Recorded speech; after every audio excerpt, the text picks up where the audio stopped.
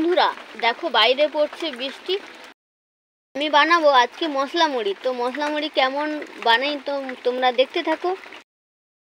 তো প্রথমে আমি ছোট গামলাতে করে মুড়ি ঢেলে নিলাম।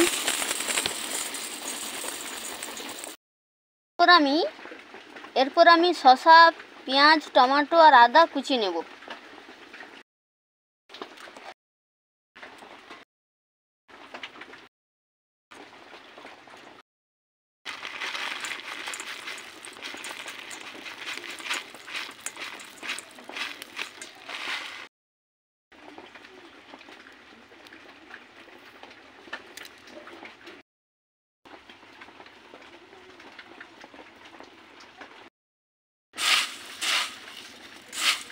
এরপর আমি সবগুলো উপকরণকে ভালো করে মাখিয়ে নিই।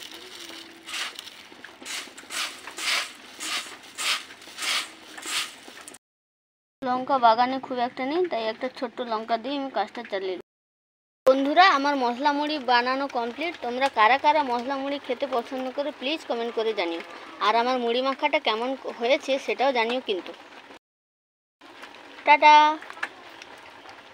আর এখানে আমি সবার জন্য মুড়ি বেড়ে নিয়েছি, সবাই একসঙ্গে খাবো তাই।